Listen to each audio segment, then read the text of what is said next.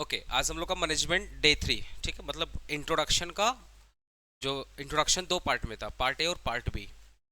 ठीक है, मतलब ये जो इंट्रोडक्शन चैप्टर दिख रहा है ना आप लोग को, चैप्टर 1 विच इज इंट्रोडक्शन। इसमें दो पार्ट है, एक पार्ट है इंट्रोडक्शन रिलेटेड टू मैनेजमेंट और एक पार्ट है थ्योरी से रिलेटेड, जैसे साइंटिफिक मैनेजमेंट की थ्योरीज है, ठीक है, मॉडर्न मैनेजमेंट की थ्योरी है।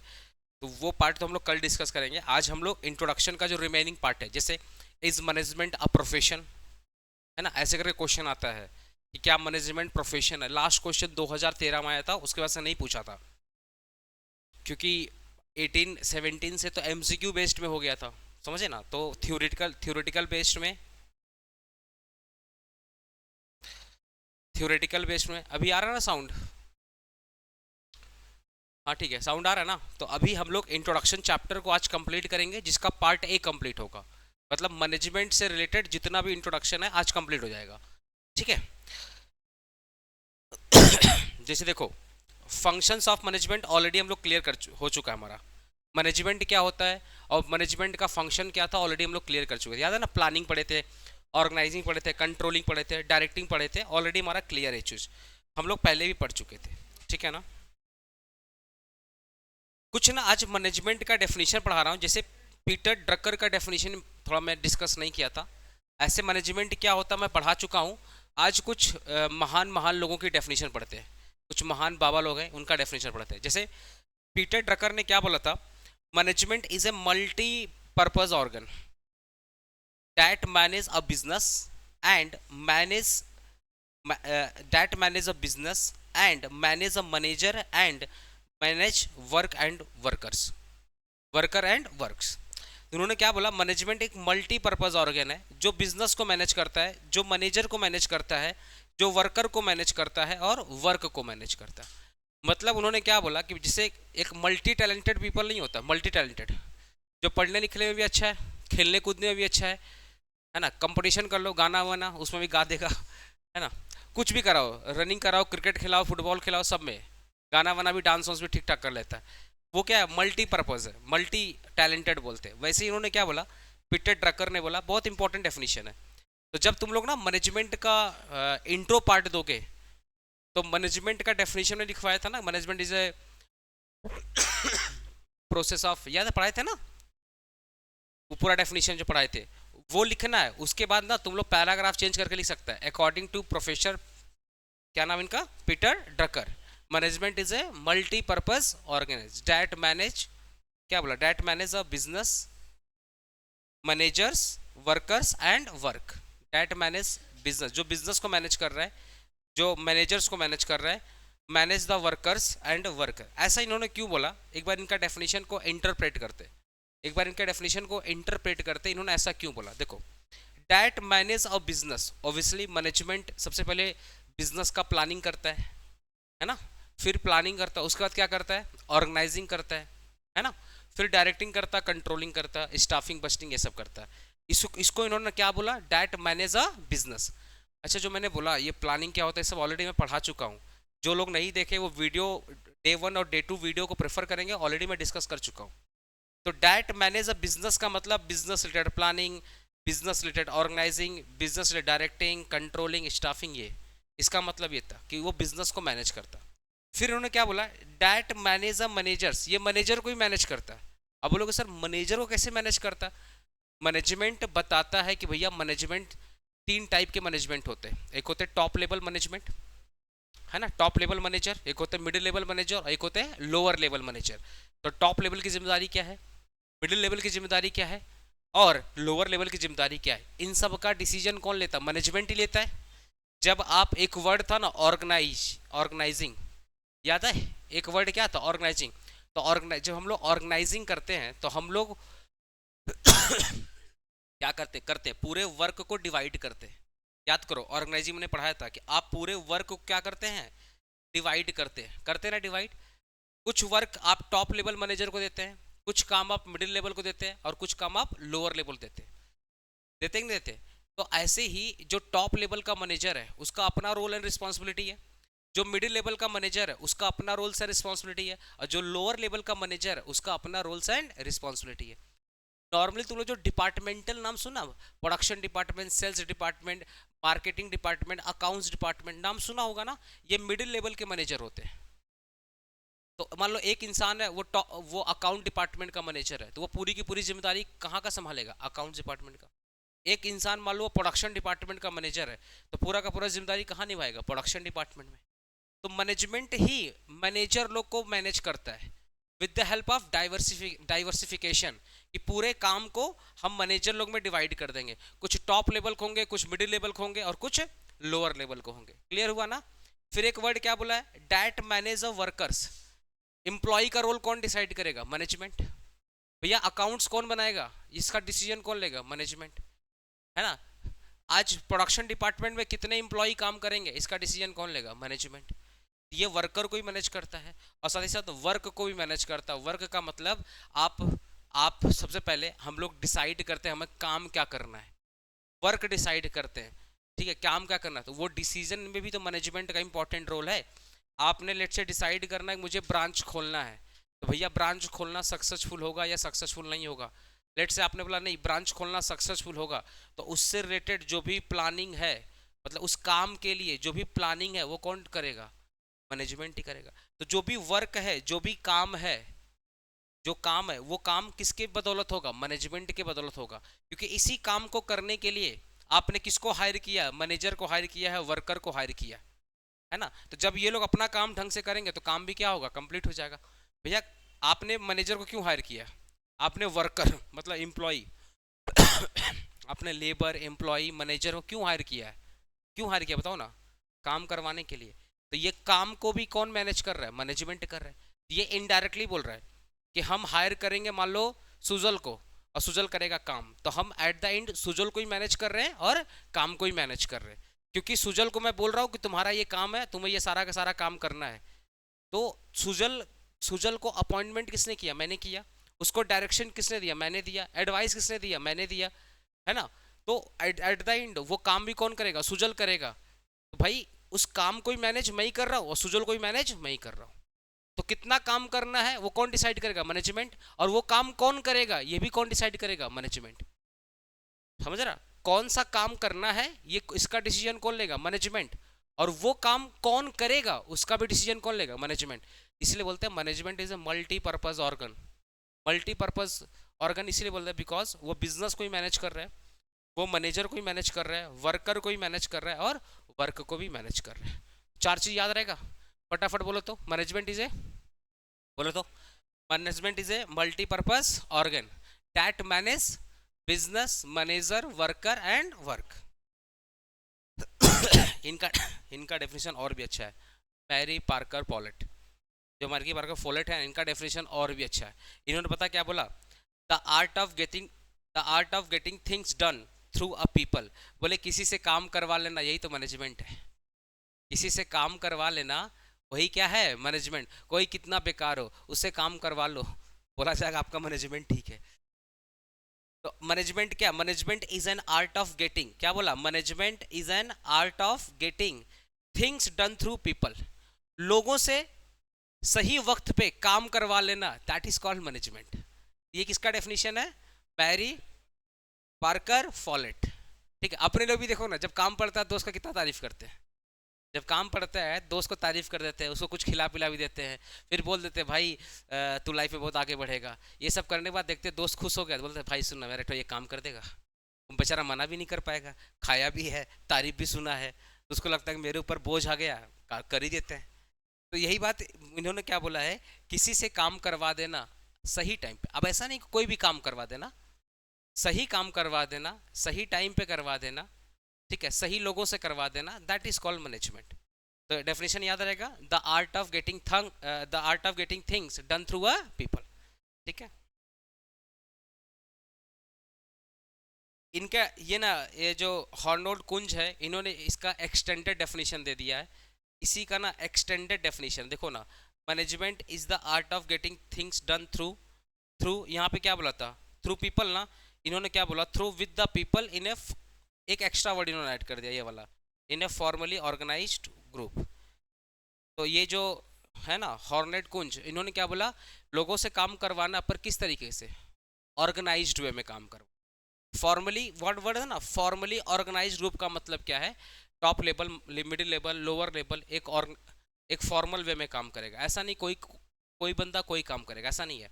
टॉप लेवल अपना काम करेगा, मिडिल लेवल अपना काम करेगा, लोअर लेवल अपना काम करेगा, एम्प्लॉय अपना काम करेगा, और उन्होंने बोला एक एक एक फॉर्मल ग्रुप होना चाहिए। फॉर्मल ग्रुप का मतलब क्या हो गया कि अगर लोअर लेवल है तो लोअर लेवल किसको इन्फॉर्म करेगा, मिडिल को, और मिडिल किसको इन्फॉर्म करेगा, टॉप को। तो वो बोले कि हायरकी सिस्टम होना चाहिए। हायरकी समझता है, जैसे तुम्हारे स्कूल में देखना एक हायरकी सिस्टम होगा। तुमको क्लास में कुछ तकलीफ होता था, तुम लोग क्लास मॉनिटर को बोलता था, क्लास मॉनिटर क्लास टीचर को बोलता था, क्लास टीचर फिर बोलता था किसको, टीचर इंचार्ज, फिर वो प्रिंसिपल को बात करता था।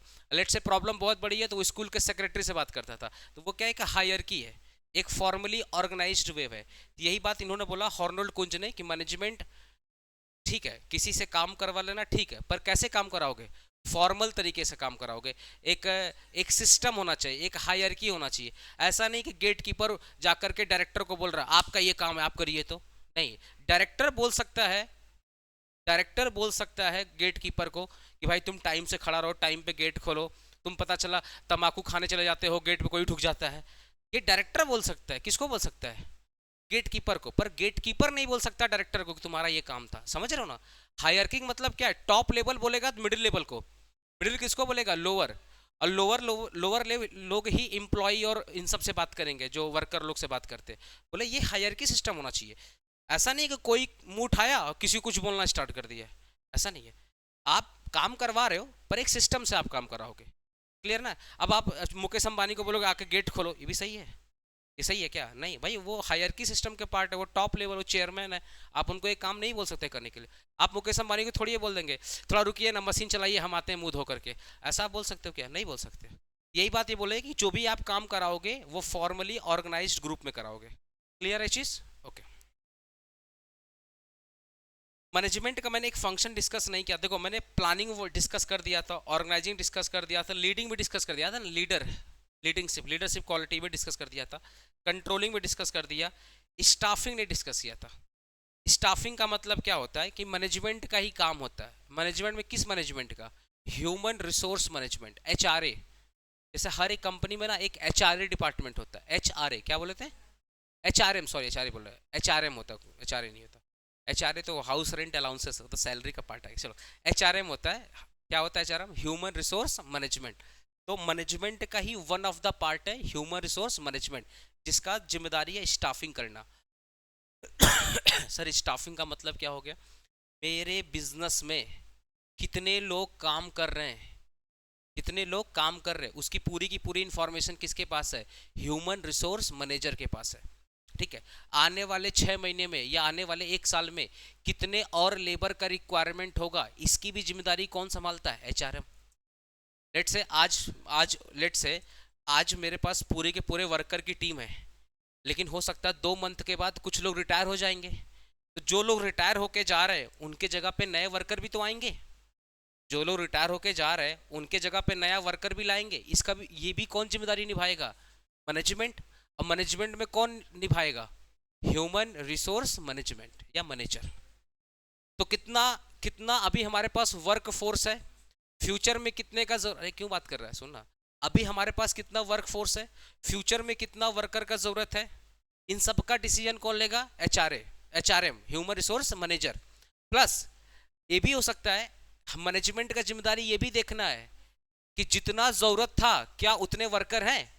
हो सकता है जरूरत था 100 वर्कर का, हो सकता है कि फैक्ट्री में जरूरत था 100 वर्कर का पर हैं 150, तो आपका मैनेजमेंट खराब है। तो ये एचआरएम, ह्यूमन रिसोर्स मैनेजर का जिम्मेदारी है कि भैया ये जो 50 एक्स्ट्रा है या तो इनको कुछ नया काम दे दो जो ये ढंग का काम कर पाए, या तो इनको ले ऑफ कर दो, निकाल दो, ले ऑफ कर दो, निकालो नहीं।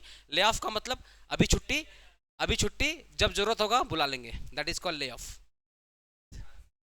हाँ, ट्रांसफर मतलब एक डिपार्टमेंट से दूसरे डिपार्टमेंट भेज रहे हो तो वो जॉब रहती है। ले ऑफ का मतलब क्या है, अभी जरूरत नहीं है, अभी तुम्हारी छुट्टी है, जब जरूरत होगी बुला लेंगे, इसको बोलते हैं ले ऑफ बोलते हैं। ठीक है, ये हो गया स्टाफिंग। स्टाफिंग में और क्या क्या चीज आएगा, HRM ह्यूमन रिसोर्स मैनेजर की जिम्मेदारी है कि मिस्टर एक्स क्या काम करेंगे, वाई क्या काम करेगा, जेड क्या काम करेगा। तो HRM का ही जिम्मेदारी होता है, जिसका जैसा इंटरेस्ट है, जिस एम्प्लॉय का जैसा स्किल है, उसके हिसाब से उसका काम दे। ये सबका किसका जिम्मेदारी है? HRM human resource manager. Same 2 में आएगा ना तुम लोग, तो HRM बोल करके 40 नंबर का सब्जेक्ट ही है तुम लोग का। तो ये जो स्टाफिंग है ना, पूरा वहां अच्छे से पढ़ेगा। फिलहाल स्टाफिंग का मतलब समझ गया ना, कि स्टाफिंग कौन मैनेज करता है? HRM human resource manager. उसका जिम्मेदारी है डिसाइड करना भैया कितने वर्कर हैं, अभी ज़्यादा हैं तो निकाल दो, कम है तो ला दो, आने वाले वक्त में कितना ज़रूरत पड़ेगा, आने वाले वक्त में कितना ज़रूरत पड़ेगा, उन सब का भी जिम्मेदारी कौन लेगा? HRM लेगा। कितने लोग रिटायर हो रहे हैं, उनका जिम्मेदारी कौन लेगा? HRM लेगा। प्लस HRM का जिम्मेदारी होता है इंटरव्यू लेना, इन्हीं का जिम्मेदारी होता है रिक्रूटमेंट कराना, हायर करना, सिलेक्शन कराना, ट्रेनिंग करवाना। इन सबको अपने बोलते हैं स्टाफिंग। क्या बोलते हैं इसको? स्टाफिंग। तो स्टाफिंग देखने बड़ा छोटा वर्ड है, नहीं, ये अपने आप में बहुत बड़ा वर्ड है। स्टाफिंग का मतलब ही हो गया ना, रिक्रूटमेंट से लेकर के रिटायरमेंट तक, रिक्रूटमेंट से लेकर के रिटायरमेंट तक। रिक्रूटमेंट का मतलब क्या होता है? हाँ,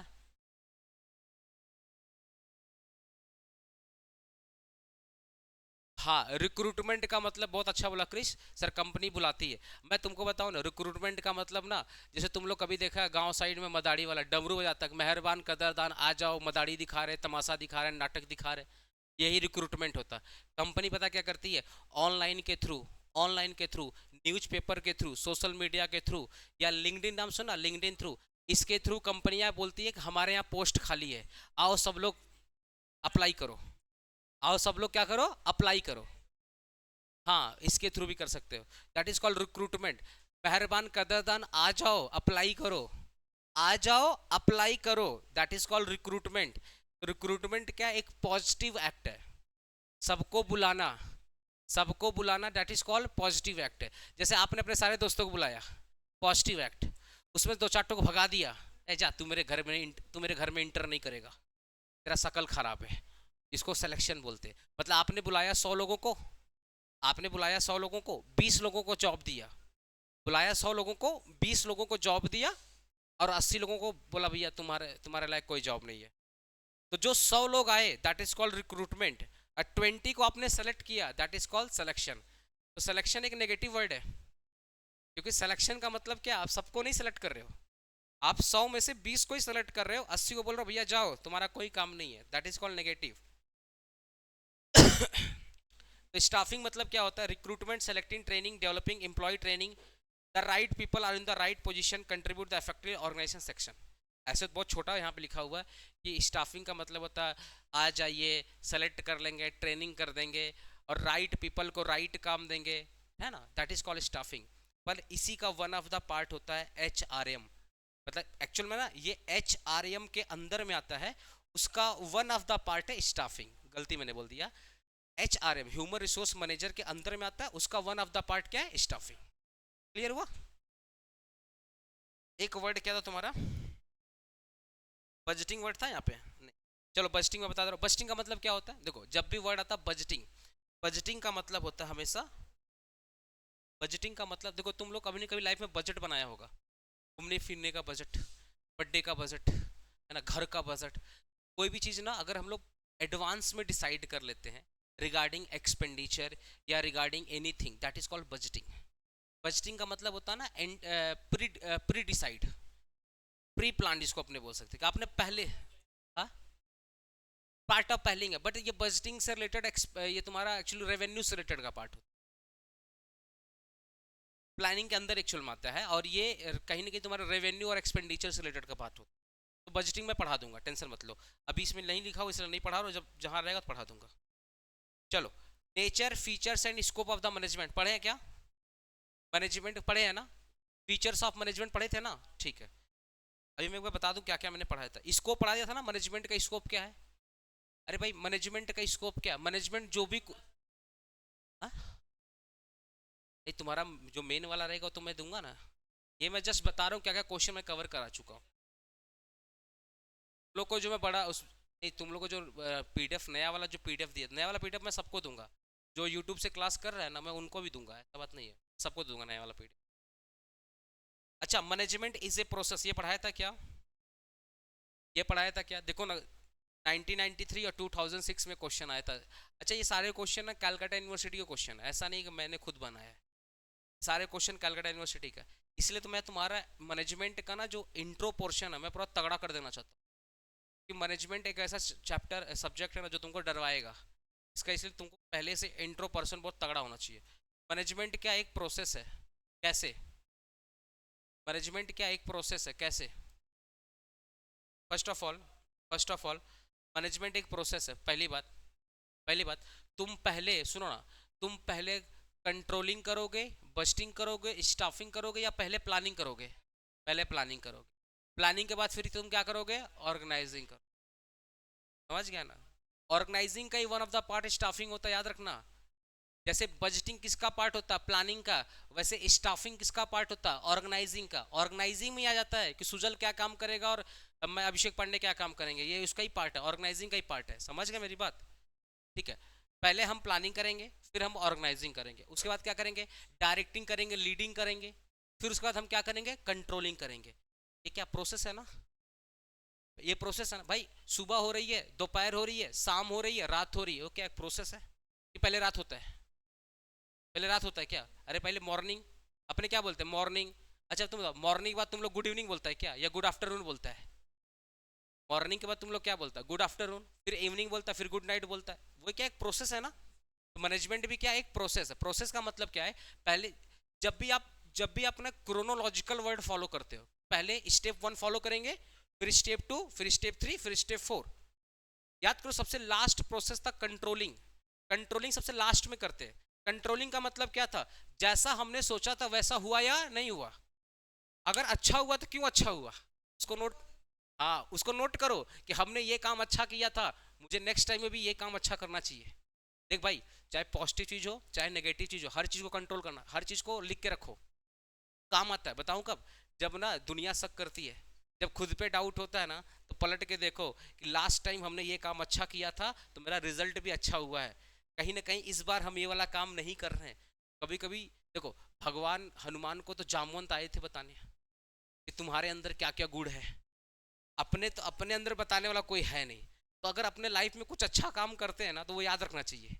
उससे अपने को मोटिवेशन मिलता है कि भाई हाँ, 2 साल पहले अपने ये वाला अच्छा काम किए थे तो ये रिजल्ट आया था, तो अभी दिख रहे हैं, अभी भी करते हैं, शायद हो जाए। ऐसे ही जब हम कंट्रोलिंग करते हैं ना, तो मैनेजमेंट ये भी देखता है कि एम्प्लॉय ने क्या क्या अच्छा किया, उसको भी नोट कर लेता है। क्यों? कि 2 साल के बाद अगर वही एम्प्लॉय गलत काम करेगा तो पकड़ेंगे ना। जरा 2 साल पहले तूने देख ये वाला काम ऐसे किया था, डिसिप्लिन में किया था, सही टाइम पे किया था, मेहनत करता था। 2 साल के बाद अब तू 7 घंटे ही मेहनत नहीं कर पा रहा, तू 6 घंटे मेहनत नहीं कर पा रहा, तू लेट आ रहा है। तो अच्छे काम को भी रिकॉर्ड करेंगे और खराब काम को भी क्या करेंगे? रिकॉर्ड करेंगे। तो कंट्रोलिंग में दोनों चीज होता है, नेगेटिव और पॉजिटिव। अब आप बताओ, पहले कंट्रोलिंग या पहले प्लानिंग? पहले प्लानिंग, बाद में क्या है? कंट्रोलिंग। सबसे पहले प्लानिंग करेंगे और लास्ट में क्या करेंगे? कंट्रोलिंग। अब बीच का सारा क्या है? बीच का सारा क्या है? स्टेप बाय स्टेप, या प्लानिंग, फिर ऑर्गेनाइजिंग, फिर डायरेक्टिंग, लीडिंग, कंट्रोलिंग। इसी को अपने बोलते हैं प्रोसेस। मैनेजमेंट क्या है? एक प्रोसेस है। पहले स्टेप 1 फॉलो करेंगे, फिर स्टेप 2 फॉलो करेंगे, फिर स्टेप 3 फॉलो करेंगे, फिर स्टेप 4, स्टेप 5। जब भी आपको इस टाइप का क्वेश्चन आ जाए ना, जब भी आपके जीवन में इस टाइप क्वेश्चन आ जाए कि management is a process, explain, जब भी इस टाइप क्वेश्चन आ जाए, सबसे पहले बता तुम लोग क्या करना, हाफ पेज, कॉपी का हाफ पेज भर भर के लिख देना मैनेजमेंट होता क्या है। हाँ, तो चार्ट बाबा लोग का डेफिनेशन ढुका देना। ये तो बाबा लोग का पढ़े थे ना डेफिनेशन, कहाँ गए कुंज बाबा लोग? पढ़े थे ना, पीटर ड्रकर, मैरी फॉलेट, कुंज। तो चार्ट टू डेफिनेशन, तो हाफ पेज में तुम्हारा क्या हो गया? इंट्रो वाला पोर्शन हो गया। और फिर उसके बाद स्टार्ट करना तुम्हारा मेन क्वेश्चन। मेन क्वेश्चन कहाँ? ये मेन क्वेश्चन यहाँ स्टार्ट कर, यहाँ से फिर तुम्हारा मेन क्वेश्चन करना।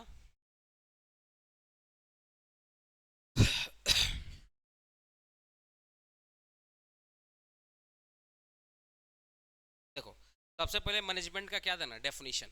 Definition of management as a process. Management is often described as a process because it involves series of interrelated and sequential activities aimed at achieving a specific goal. पहले तुम लोग management के बारे में बताना और फिर लिखना मैनेजमेंट इज ए, क्या लिखना, management is a process because, क्या लिखना, management is a process because it involve series of interrelated, बोलो ना, इट इन्वॉल्व, मेरे साथ बोलो ना, it involve series of interrelated. Sir interrelated मतलब कि भैया प्लानिंग करेंगे फिर क्या करेंगे, ऑर्गेनाइज करेंगे। तो क्या ऑर्गेनाइजिंग और प्लानिंग में रिलेशन है या नहीं रिलेशन है ना? गुड मॉर्निंग और गुड आफ्टरनून में रिलेशन है कि नहीं रिलेशन है? क्या रिलेशन है भैया? गुड आफ्टरनून मॉर्निंग के बाद में आता है और उसके पहले क्या आता है, मॉर्निंग आता है, रिलेशन है दोनों में। आप सुबह उठो तो सुबह उठो तो बोलोगे गुड आफ्टरनून, पागल हो गए क्या? सुबह 6 बजे तो गुड आफ्टरनून बोल नहीं। तो बोल रहा है कि it is involve a series of inter related. भैया स्टेप 1 आएगा मॉर्निंग, फिर आएगा आफ्टरनून, फिर आएगा इवनिंग, फिर आएगा नाइट। ऐसे ही पहले आएगा प्लानिंग, फिर आएगा ऑर्गेनाइजिंग, फिर आएगा तुम्हारा डायरेक्टिंग लीडिंग, फिर आएगा controlling. It is involve a series of interrelated and sequential activities. Interrelated कि आपस में क्या रिलेटेड है, और सिक्वेंटल का मतलब क्या है, पहले प्लानिंग फिर ऑर्गेनाइजिंग और फिर directing leading and controlling, that is called sequential activities. और ये सब आप क्यों कर रहे हो, बोलो ना, क्यों कर रहे हो ये प्लानिंग, क्यों कर रहे हो? नाच गाना करने के लिए कि जो कंपनी का गोल है वो अचीव करने के लिए, बोलो ना। अपने प्लान क्यों करते हैं? कोई गोल है उसे से रिलेटेड प्लान करते हैं। अपने ऑर्गेनाइजिंग कंट्रोलिंग डायरेक्टिंग क्यों कर रहे हैं? कंपनी का जो गोल है उसको अचीव करने के लिए।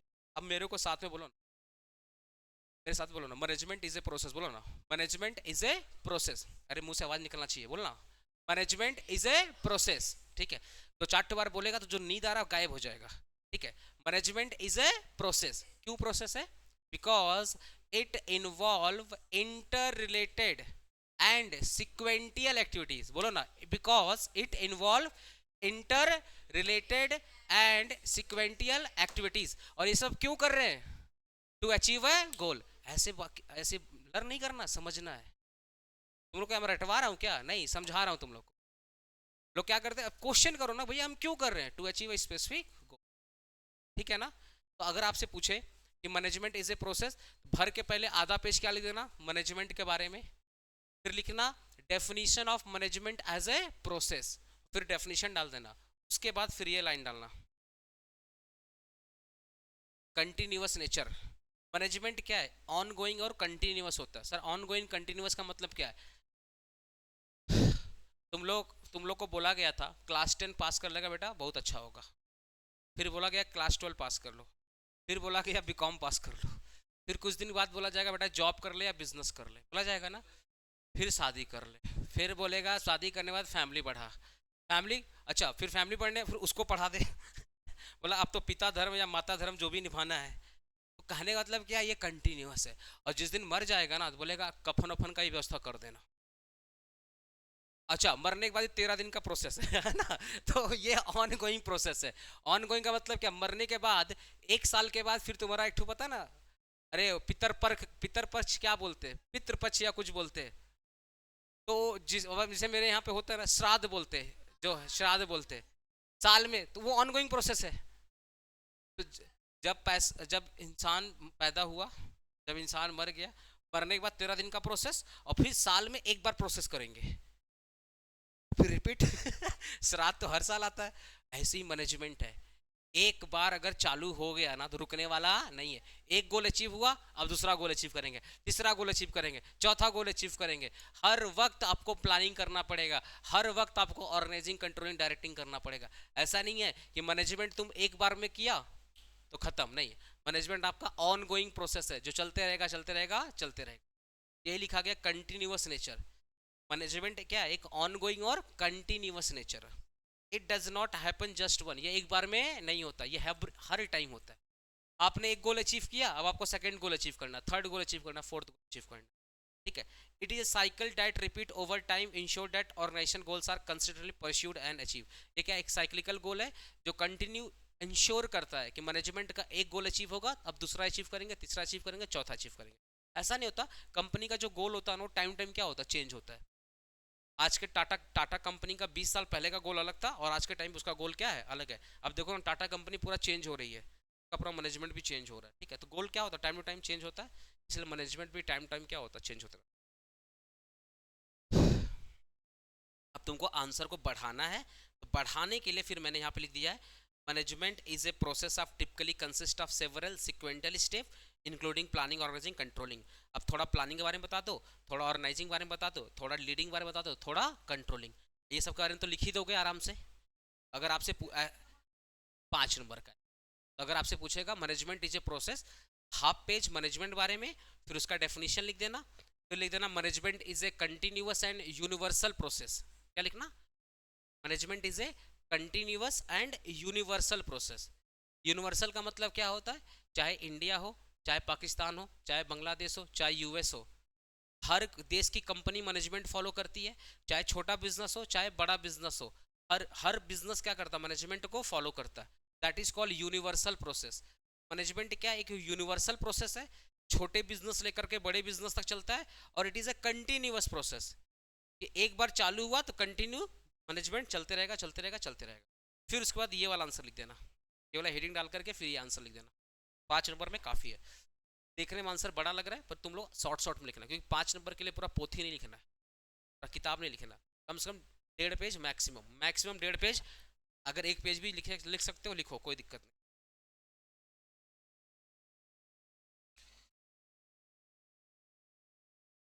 ये हो चुका है ना, सिग्निफिकेंस या इंपॉर्टेंस ऑफ मैनेजमेंट डन है ना हमारा। अरे बोलो ना, क्वेश्चन डन है ना। ये क्वेश्चन कब आया था, 1995 में पूछा था, 2003 में पूछा था, 2007 में पूछा था। कौन पूछा था, कैलकाटा यूनिवर्सिटी। अच्छा ये क्वेश्चन मैं बता रहा हूँ, पहले नहीं सब क्वेश्चन आते थे, अभी अभी ये सब क्वेश्चन बहुत कम पूछ रहा है। देख लो लास्ट टाइम कब आया था, बट कुछ हो नहीं सकता, हो सकता है कोई पागल टीचर उठ जाए, 20 साल पहले का पेपर रिपीट मार दे, क्या भरोसा। अरे होता ही है ना, अरे तुम्हारे पास पेपर का कमी नहीं है, तुम्हारे पास पेपर का कमी है, उनके पास तो रखा हुआ है, उनके पास तो पेपर तो रखा हुआ। हो सकता है किसी दिमाग खराब हुआ, 20 साल पीछे का क्वेश्चन उठना पूछना स्टार्ट कर दे, इसलिए थोड़ा बहुत क्वेश्चन मैं वहां से उठा लिया हूँ, ठीक है। अच्छा सेम क्वेश्चन को ना लोग रिपीट करता है, कैसे, explain why management has become so important for the modern business. Ultimately वो किसके बारे में पूछ रहे हैं, इंपॉर्टेंस ऑफ मैनेजमेंट बारे में पूछ रहे हैं, लिख लोगे ना। अब आ जाओ नया क्वेश्चन। लास्ट टाइम कब पूछा था, लास्ट टाइम कब पूछा था, 2008 में पूछा था, ठीक है। Management is A both. ये क्वेश्चन अभी ना, जैसे देखो तुम लोग एक चीज देखा होगा, मैंने इंट्रोडक्शन का डे 3 में पढ़ा रहा हूँ, मैं चाहता डे 1 में पढ़ा देता, तो डे 1 में जो पढ़ाया ना, डे 1 डे 2 में जो पढ़ाया तुम लोग को, एग्जाम में क्वेश्चन वाइज बनेगा। ये क्वेश्चन मैं एक्स्ट्रा पढ़ा रहा हूँ, हो सकता है इंट्रो से ये क्वेश्चन पूछ ले, क्योंकि इंट्रो का 2 पार्ट था, एक पार्ट था just introduction related to management, और एक पार्ट था पूरा थ्योरी। तो थ्योरी वाला पार्ट हम लोग अब नेक्स्ट क्लास से चालू करेंगे।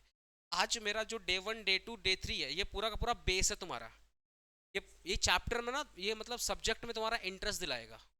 अब उसके बाद हम लोग का मेन चालू होगा, थ्योरी चालू होगा, जैसे पहले हम पढ़ाएंगे साइंटिफिक मैनेजमेंट ऑफ थ्योरी, फिर पढ़ाएंगे मॉडर्न मैनेजमेंट ऑफ थ्योरी, ठीक है।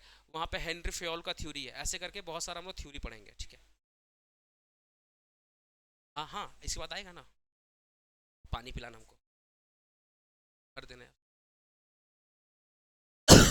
अच्छा मैनेजमेंट इज ए, अरे बोलो ना, management is A science, science art और,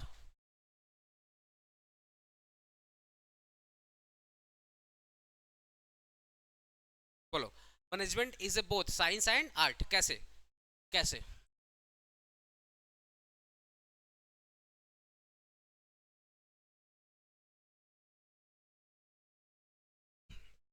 कितना दिन का प्यासा था मैं। बोलो मैनेजमेंट इज ए, अच्छा साइंस किसको बोलते हैं, तुम बोलना। अगर हम सुनो सुनो, अगर हम मान लो अपना गांव गया, अपना गांव गया, गांव में जाकर खेत में बॉल फेंका, नीचे आएगा, आएगा ना नीचे। अच्छा, कोलकाता का ग्रीस पार्क, ये जो बगल में ग्रीस पार्क है, या कोई भी पार्क, मान लो विक्टोरिया कोई भी पार्क, अगर वहां पर हम गेंद फेंकेगा, बॉल फेंकेगा, तब भी नीचे आएगा। कल को हम लोग यूएस गए, यूएस में गए, बॉल फेंके, नीचे आएगा। कहने मतलब क्या है, तुम भैया बॉल धरती पे हो, अर्थ पे हो, अर्थ पे रह करके तुम बॉल कहीं से फेंकोगे तो नीचे ही आएगा। ठीक है, यूनिवर्सल। ऐसे ही मैनेजमेंट क्या है, एक जैसे साइंस एक यूनिवर्सल प्रोसेस है। साइंस क्या है, यूनिवर्सल है। तुम गांव में फेंको बॉल तब भी नीचे आएगा, कोलकाता में फेंको या यूएस फेंको, हर जगह फेंकोगे कहाँ आएगा, नीचे ही आएगा। ड्यू टू द, पढ़ा होगा बचपन में, due to the gravitational force. अरे फिजिक्स पढ़ा है ना थोड़ा बहुत, तो due to the gravitational force, भैया कोई भी चीज़ ऊपर फेंकोगे तो नीचे आएगा। ठीक है, तो ये क्या यूनिवर्सल है कि तुम गांव में फेंको या शहर में फेंको या विदेश फेंको, नीचे ही आएगा बॉल। ठीक है, ऐसे मैनेजमेंट क्या है, एक यूनिवर्सल प्रोसेस है। छोटा बिजनेस हो बोलो ना, छोटा बिजनेस हो या बड़ा बिजनेस हो, हर एक जगह मैनेजमेंट काम आता ही आता है। जैसे साइंस एक यूनिवर्सल प्रोसेस है, ऐसे मैनेजमेंट भी क्या है, एक यूनिवर्सल एप्लीकेशन है या यूनिवर्सल प्रोसेस है। ठीक है, अब आप बताओ, साइंस में ना कॉज और इफेक्ट का रिलेशनशिप होता है ना। साइंस में कॉज और इफेक्ट का रिलेशनशिप होता है। कैसे, अगर मैं बॉल फेंकूंगा दैट इज कॉज, बॉल को फेंकना कॉज, नीचे आएगा वो क्या, इफेक्ट है ना। बॉल को मैंने फेंका, ये क्या कॉज है, भाई फेंकूंगा तभी तो नीचे आएगा। ऐसा थोड़ी होता है कि आपने बॉल फेंका ही नहीं और नीचे आ गया, ऐसा होता है क्या कि आपने बॉल फेंका ही नहीं नीचे आ गया, ऐसा नहीं होता है। आप बॉल फेंकोगे दैट इज कॉल्ड कॉज, नीचे आएगा इफेक्ट। साइंस में जैसे कॉज और इफेक्ट का रिलेशनशिप होता है वैसे, हाँ बोल, बोलना, ऐसे मैनेजमेंट में भी क्या है, कॉज और इफेक्ट का रिलेशनशिप है। बताओ ना, तुम लोग बताओ, इतने दिन से मैनेजमेंट पढ़ रहा है, देख के ही बता, अगर लिखा हुआ तो देख के ही बता। मैनेजमेंट में भी कॉज और इफेक्ट का रिलेशनशिप होता है। मैं बताऊं, सुनो ना, मैंने ना मैंने ना एक घटिया इंप्लॉय को सेलेक्ट किया, बोल ना, एक मैंने घटिया इंप्लॉय को सेलेक्ट किया, और इफेक्ट क्या अच्छा आएगा, इफेक्ट क्या अच्छा आएगा। एक कहावत है ना कि बोए पेड़ बबूल का आम कहाँ से खाए, मतलब अगर तुम पेड़ बबूल का बोएगा तो आम नहीं आएगा, कांटे ही आएगा।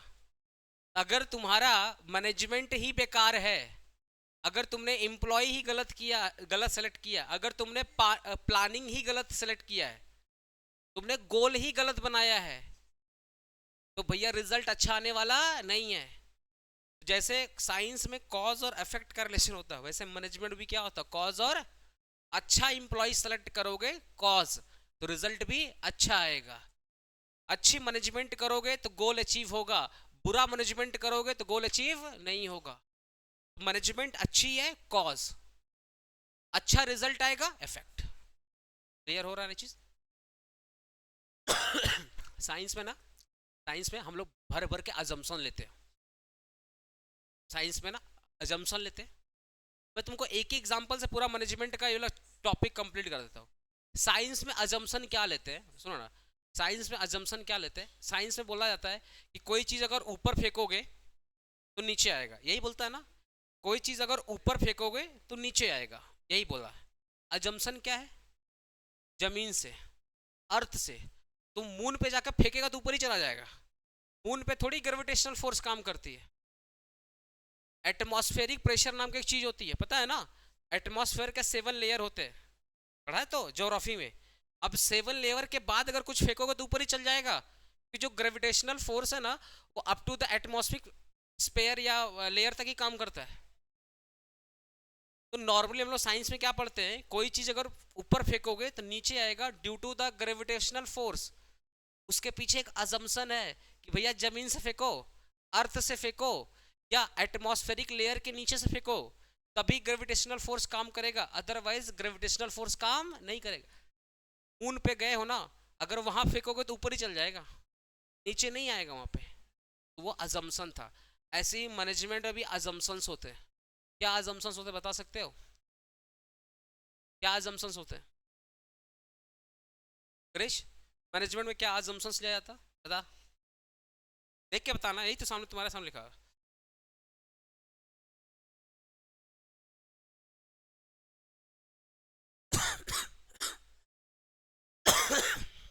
बता रहे, फॉर प्लानिंग के पहले एक फॉरकास्टिंग बोल के एक चीज होती है, पढ़ा है ना, नहीं पढ़ा है 11 12 में, ये पढ़ा है ना फॉरकास्टिंग। फॉरकास्टिंग क्या अजम्पशन ही तो है, पढ़ा है ना फॉरकास्टिंग, वो क्या है, फॉरकास्टिंग क्या बताओ तो, अजम्पशन ही तो है। प्लानिंग के पहले जो हम लोग करते हैं दैट इज कॉल्ड फॉरकास्टिंग। मैं एग्जांपल दे रहा हूँ। हम लोगों ने प्लान क्या सेट किया, सुनो ना, हम लोगों ने प्लान सेट किया कि हम लोग ऑनलाइन अपना प्रोडक्ट बेचेंगे। ये हम लोगों ने प्लान सेट किया और ये अजम्पशन लेकर सेट किया कि मेरा कंपटीटर ये काम नहीं करेगा। सुनो ना, हम लोग सोचे अभी तक हमारा प्रोडक्ट जस्ट ऑफलाइन बिक रहा था, जस्ट वो मॉल के थ्रू या ग्रोसरी शॉप के थ्रू बिक रहा था। फिर कंपनी ने डिसीजन लिया कि अब हम लोग इसको ऑनलाइन बेचेंगे, खुद का एप्लीकेशन लॉन्च करेंगे, वहाँ बेचेंगे, अमेजन फ्लिपकार्ट इसके थ्रू भी बेचेंगे, स्विगी जोमेटो सब में बेचेंगे, ब्लिंकिट में बेचेंगे। तो आपने ये अजम्पशन लिया कि ये काम मैं स्टार्ट कर रहा हूँ, मेरा कंपटीटर ये काम स्टार्ट नहीं करेगा। या आपने ये वो सोचा कि हो सकता है कंपटीटर चेक कर रहा है, ये लोग सक्सेसफुल होगा तब हम भी चालू करेंगे, तो जब तक वो चालू करेगा हम लोग उसके आगे बढ़ जाएंगे। तो आप जब कोई प्लान सेट करते हो ना, उसके पीछे भी अजम्पशंस होता है। आप एक नया ब्रांच खोल रहे हो तो ये अजूम करके खोल रहे हो कि आप जब भी जहां पे भी ब्रांच खोलोगे वहां पे डिमांड ज़्यादा होगी। अब सोचो ना, एक कंपनी है वो अपना ब्रांच खोलना चाहती है, किस लिए खोलना चाहती है, किस लिए खोलना चाहती है? वो अजम्पशन ले रही है ना कि उसका प्रोडक्ट वहां पे बिकेगा। जैसे कलकत्ता में बिक रहा है वैसे मुंबई में बिकेगा। मान लो कलकत्ता में एक ब्रांच है, अब चाह रहा है कि उसका एक ब्रांच मुंबई में हो, तो वो अजम्पशन पे खोल रहा है कि जैसे कोलकाता में इसका डिमांड है वैसे मुंबई में भी इसका डिमांड होगा, है ना। मेरी जो कंपटीटर है वो मुंबई तक जा ही नहीं पाएंगे। अगर आप बहुत सारे अजम्पशन लेकर के फिर आप डिसीजन लेते हो, जैसे साइंस में हम लोग अजम्पशन लेते हैं वैसे मैनेजमेंट में भी क्या लेते हैं हम लोग, अजम्पशन लेते हैं। अरे क्लियर हो रहा मेरा बात? तो साइंस क्या है, साइंस तीन चार चीज पढ़ा है ना साइंस में। क्या है? पहला यूनिवर्सल, दूसरा कॉज और इफेक्ट रिलेशनशिप, फिर क्या बोला, अजम्पशंस। अच्छा, साइंस में देखना एक वर्ड यहाँ पे लिखा हुआ, organize body of knowledge. Science क्या है? ऑर्गेनाइज बॉडी ऑफ नॉलेज, ठीक है। साइंस में जितने भी थ्योरीज हैं, गंवार लिखा है, बोला ना, उसके पीछे एक साइंटिफिक प्रूफ है। वो लोग ऐसी कोई हवा में कोई चीज़ नहीं बोला है, उसके पीछे क्या है, एक प्रूफ है। ऐसी मैनेजमेंट की जितनी थ्योरीज हैं वो रियल लाइफ में, प्रैक्टिकल लाइफ में काम करती हैं, उसका भी क्या है, प्रूफ है कि नहीं प्रूफ? आज तुम सोचो ना, लॉ ऑफ डिमांड पढ़ा होगा। लॉ ऑफ डिमांड क्या बोलता है? प्राइस कम करोगे डिमांड बढ़ेगा। ये बात सही है कि नहीं सही है? ये बात तो सही है कि नहीं सही है? आप थोड़ा सा कस्टमर को डिस्काउंट दे दो, कस्टमर ज़्यादा सामान खरीदेगा। तो वैसे ही बोला है कि ऑर्गेनाइज बॉडी ऑफ नॉलेज का मतलब क्या है कि जैसे साइंस एक ऑर्गेनाइज बॉडी ऑफ नॉलेज है, वैसे मैनेजमेंट भी क्या है, एक ऑर्गेनाइज बॉडी ऑफ नॉलेज है। कैसे? Management principles and techniques are systematically organize and study forming a body of knowledge. जैसे साइंस में क्या होता है, पहले देखो ना लैब में, साइंस में लैब में पहले देखो उसको चेक किया जाता है, टेस्ट किया जाता है, ठीक है। उसके पीछे बहुत सारी मेहनत होती है। फिर देखा जाता है रियल लाइफ में वो काम कर रहा है कि काम नहीं कर रहा है। फिर जाकर के एक लॉ बनता है और लोगों को बताया जाता है कि हमने ये वाला काम किया है ना। ऐसी मैनेजमेंट भी क्या है, बॉडी ऑफ नॉलेज है। जितना भी चीज़ मैनेजमेंट में पढ़ाया जाता है ना, उसका एक प्रूफ है। वो ऐसी हवा में नहीं बना है। बहुत बुद्धिमान लोग सोच समझ करके कुछ लिखे हैं, तब जाके लोग बिजनेस में अप्लाई करते हैं। मैनेजमेंट भी क्या है, एक बॉडी, जैसे साइंस एक बॉडी ऑफ नॉलेज है, वैसे मैनेजमेंट भी क्या है, एक ऑर्गेनाइज बॉडी ऑफ नॉलेज है। देखो ना, ऑर्गेनाइज बॉडी ऑफ नॉलेज का मतलब क्या है? मैनेजमेंट में हम लोग पहले प्लानिंग करते हैं, फिर हम लोग क्या करते हैं, ऑर्गेनाइजिंग करते हैं, फिर कंट्रोलिंग करते हैं, डायरेक्टिंग करते हैं। इसी को बोलते हैं ऑर्गेनाइजिंग बॉडी ऑफ नॉलेज, ठीक है। तो management principles and technique are the systematically organize and study. जितना भी थ्योरीज है उस पर क्या स्टडी किया गया कि सच में काम करता है या काम नहीं करता है, ठीक है। And forming a body of knowledge. अरे ये वर्ड क्लियर हुआ तुम लोग का? फिर यूनिवर्सल एप्लीकेशन, फिर कंटिन्यूअस ऑब्जर्वेशन। देखना साइंस में क्या, साइंस में जो लोग लैब में करते हैं वो एक बार ख़त्म करते के दोबारा नहीं चालू करते क्या? वो एक चीज़ का खोज किए फिर दूसरे चीज़ पे लग जाते हैं। ऑब्जर्व क्या बोले इसको, कंटिन्यूअस ऑब्जर्वेशन। ऐसी जो मैनेजमेंट है ना, वो भी क्या है, कंटिन्यूअस ऑब्जर्वेशन है। जो मैनेजर है कंटिन्यूअस सारे काम को देखते रहता है, जो जिसको मैंने जो जो जिम्मेदारी दिया वो काम कर रहा है या नहीं कर रहा है। Manager continuously observe and analysis the pattern trend with the organization to make the informed decision.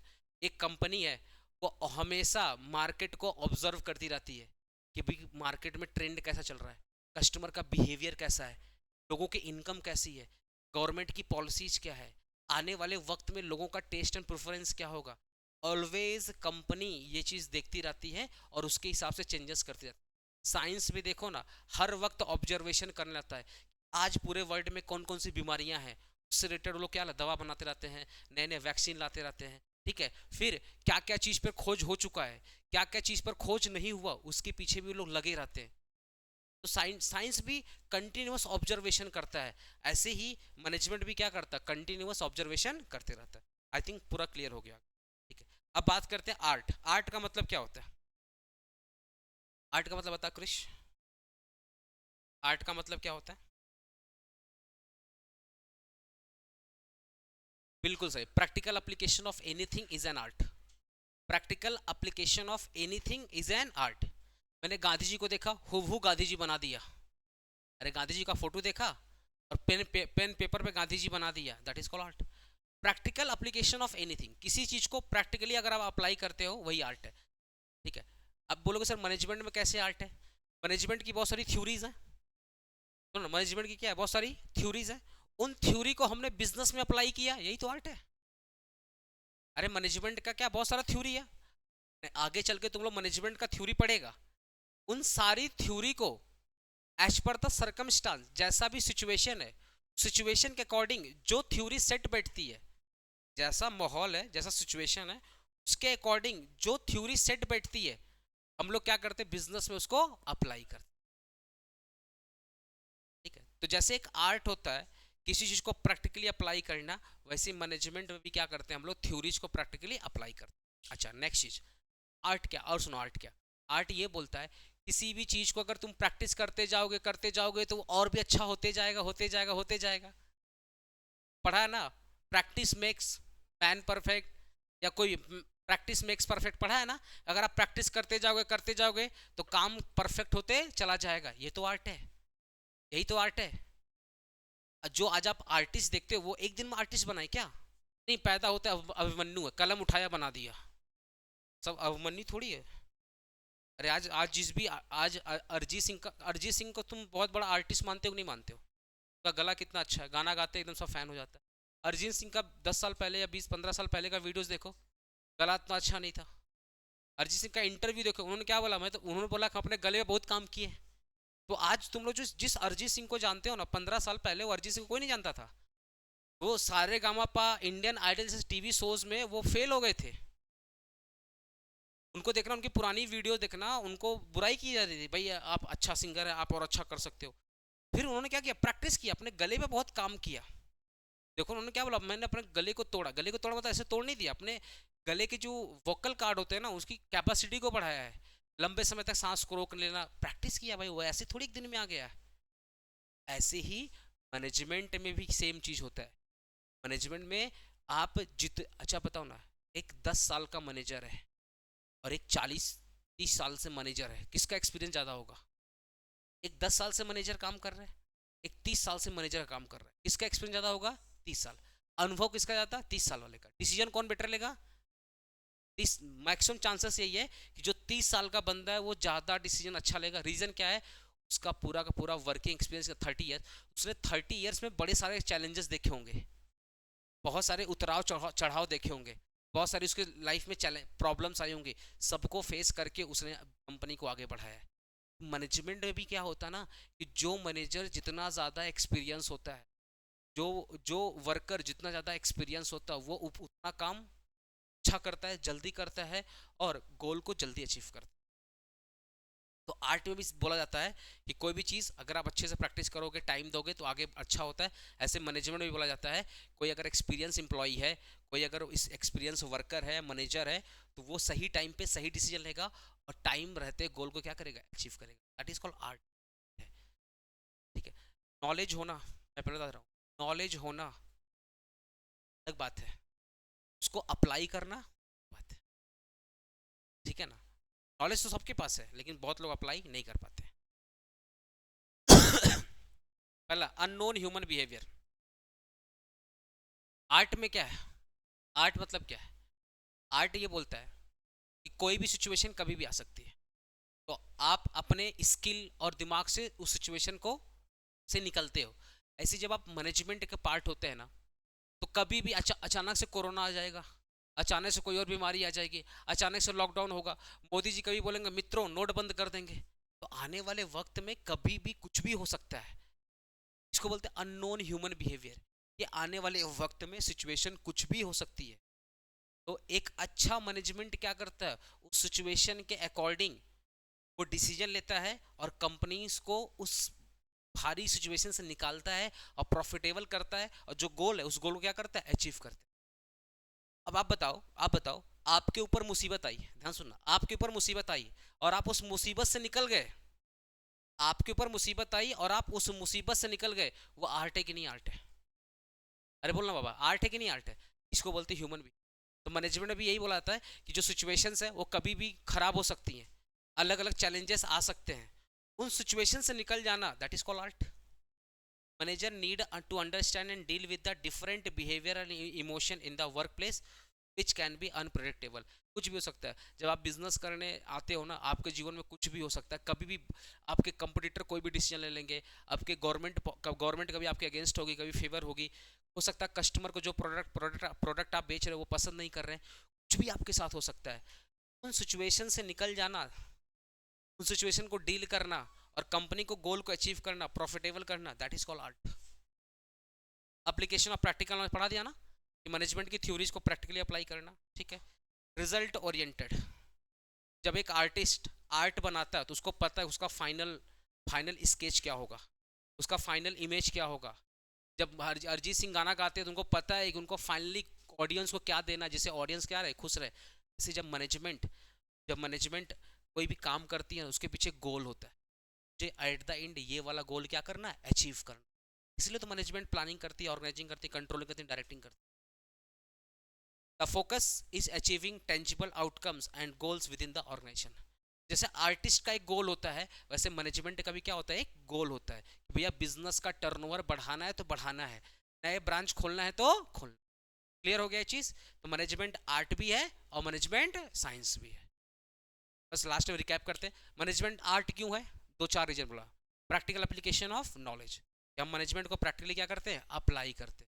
फिर अपने क्या बोलना, अनप्रिडिक्टेबल सिचुएशन, कि भैया कभी भी बिजनेस में कभी भी कुछ भी हो सकता है, तो उस सिचुएशन से निकलने के लिए हमें क्या लगता है, स्किल्स का जरूरत पड़ता है, और वही स्किल्स जब हम लोग अप्लाई करते हैं दैट इज कॉल्ड आर्ट। फिर अपने क्या बोलना है यहाँ पे, रिजल्ट ओरिएंटेड, और एक पढ़ाया था ना और एक्सपीरियंस पोर्शन, है ना, वो एक चीज आता है।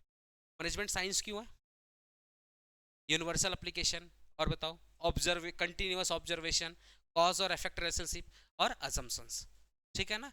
अगर आपसे 5 मिनट पूछे मैनेजमेंट साइंस है या आर्ट है, तो 3 पॉइंट साइंस का, 3 पॉइंट आर्ट का, और आधा पेज मैनेजमेंट क्या होता है ये बता दे, 5 नंबर हो गए, ठीक है। लेवल्स पढ़ा चुका ना, अरे levels of management, top level, middle level और लोअर लेवल। डिसीजन कौन लेता है, टॉप लेवल। एग्जीक्यूट कौन करवाता है, मिडिल लेवल। और लोअर लेवल क्या काम करता है, ऑपरेशन करते हैं, नहीं, डे टू डे वर्क को ऑपरेट करने में मदद करते हैं, ठीक है।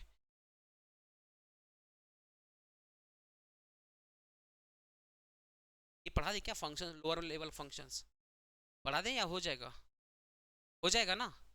अरे बोलो ना, फंक्शन ये पढ़ लोगे ना तुम लोग, टॉप लेवल ऑफ मैनेजमेंट पढ़ लोगे ना, तो इजी है इसलिए मैं ठीक है।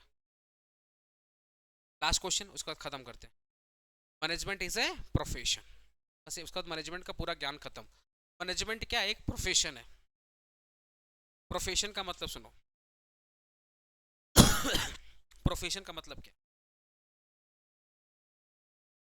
Professional criteria. पहला, professional typically require specialised knowledge, formal education, ethical standard and code of conduct, ठीक है।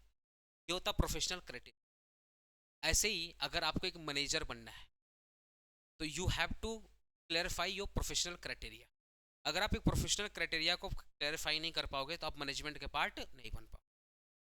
तो मैनेजमेंट इज एन प्रोफेशन। यहाँ पे प्रोफेशन का मतलब देखो, एक नॉर्मली क्या बोलते हो ना, ये मैनेजर है तो ऑब्वियसली पढ़ा लिखा बंदा होगा, लेकिन अगर आपका एक्सपीरियंस बहुत ज़्यादा है, कहीं कभी कभी आपका एक्सपीरियंस, आपका काम करने का जो अनुभव है, जो स्किल है, वो पढ़ाई लिखाई के ऊपर भी चल जाती है, तो वो भी प्रोफेशनल क्राइटेरिया में आ जाता है। तो प्रोफेशनल क्राइटेरिया में सिर्फ एजुकेशन भी नहीं आता है, वर्क एक्सपीरियंस और स्किल भी आता है। आप अगर आप कल को पढ़ाई लिखाई करके बड़े बड़े कंपनीज में जाओगे, देखने बहुत लोगों की अच्छी सैलरी है, क्वालिफिकेशन बहुत कम है पर सैलरी बहुत अच्छी है।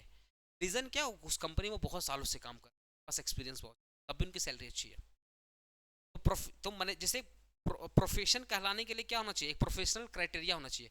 इसी मैनेजमेंट में वो लोग बैठते हैं जो लोग वेल क्वालिफाइड है, वेल एक्सपीरियंस वाले बंदे हैं, जो जीवन में बहुत सारी प्रॉब्लम को फेस करके बिजनेस को आगे बढ़ाए, वैसे लोग मैनेजमेंट में बैठते हैं। तो जहां पर भी एक क्राइटेरिया आ जाता है, जहां पर भी एक प्रोफेशनल क्राइटेरिया आ जाता है, उसको अपने प्रोफेशन से बिलोंग कर देता है। तो मैनेजमेंट क्या एक प्रोफेशनल क्राइटेरिया से बिलोंग करता है। Professions typically require specialised knowledge, formal education, ethical standard and code of conduct. Ethical standard का मतलब क्या होता है? जो मैनेजमेंट होता है ना, हमेशा उसको एक स्टैंडर्ड फॉलो करना पड़ता है। क्या स्टैंडर्ड? डिसीजन कौन लेता है? Top level. तो अगर डिसीजन टॉप लेवल ले रहा है कि सैलरी बढ़ना चाहिए, तो किसी एक का बढ़ना चाहिए या सबका सैलरी बढ़ना चाहिए? सबका सैलरी बढ़ना चाहिए। इसको अपने बोलते हैं इथिकल स्टैंडर्ड। बट अगर आपने किसी एक का सैलरी बढ़ाया और बाकियों का सैलरी नहीं बढ़ाया, तो वो इथिक्स नहीं है। तो इथिकल स्टैंडर्ड का मतलब क्या है? आपको सही काम करना है, आपको गलत नहीं करना है।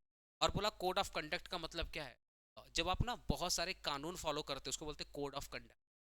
जैसे हम लोग बहुत सारे कानून फॉलो करते हैं। लोग इंडियन कॉन्ट्रैक्ट एक्ट को फॉलो करते हैं, है ना? अपने जीवन में आए दिन कॉन्ट्रैक्ट तो करते रहते हैं। ठीक है, कल को आप कोई भी काम करोगे, तो लेट से किसी को मर्डर कर दिया, तो आईपीसी का कानून फॉलो करना पड़ेगा। है ना? तो हर वक्त कोई ना कोई करना पड़ता है। अरे कुछ नहीं करोगे तो जीएसटी कानून फॉलो करते हैं। मैगी खरीदे तब भी जीएसटी देना पड़ता है, वो तो कानून ही फॉलो कर रहे हैं हम लोग। तो ऐसे ही ना, जब आप बहुत सारे कानून फॉलो करते हैं, उसको बोलते हैं कोड ऑफ कंडक्ट। जैसे एक मैनेजमेंट है, एक मैनेजमेंट हमेशा बिजनेस के जो रूल्स एंड रेगुलेशंस है, जो गाइडलाइन है, हमेशा क्या करता है? उसको फॉलो करता है। इसको अपने बोलते हैं प्रोफेशनल क्रेडिट। नेक्स्ट बोलो, specialised knowledge. Management involve specific skills and knowledge like strategy, planning, financial management and leadership. Management एक प्रोफेशनल क्रेडिट। आप उसको प्रोफेशनल क्राइटेरिया क्यों बोल रहे हो? आप एक लेबर को प्रोफेशनल क्यों नहीं बोल?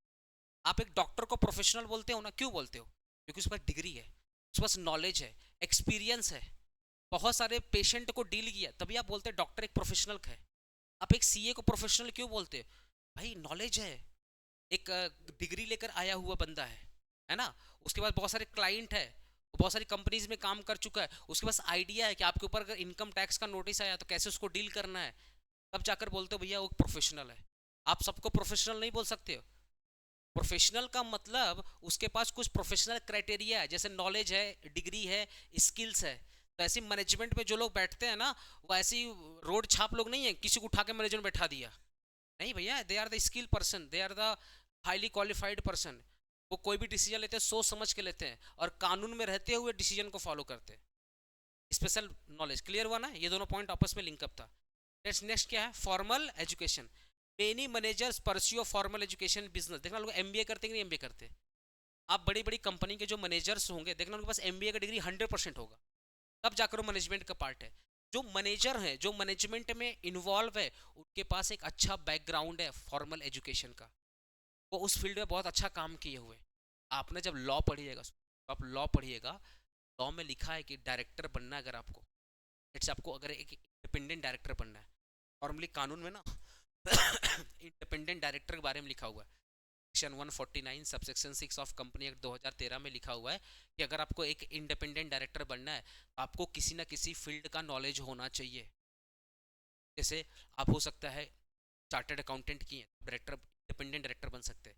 अगर आप एलएलबी की हैं, तो आप लॉ फील्ड में मास्टर हैं, आप इंडिपेंडेंट डायरेक्टर बन सकते हैं।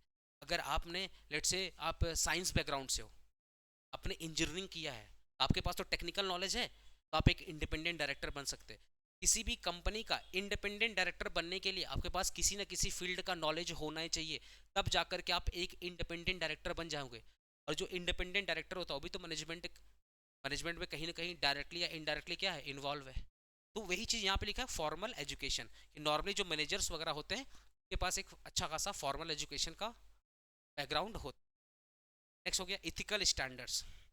Professional manager are expected to adhere to ethical standards such as fairness, honesty, respect for employ. ठीक है, जो मैनेजर्स होते हैं स्टैंडर्ड से स्टैंडर्ड फॉलो करना पड़ता है। ईमानदार, ऐसा नहीं है जब जॉब दे रहे थे तो देख रहे थे कि मेरा जान पहचान वाला है नहीं, अगर जान पहचान वाला रहेगा उसी को जॉब देंगे, जान पहचान वाला नहीं है तो उसको जॉब नहीं देंगे। नहीं, इथिकल स्टैंडर्ड होना चाहिए।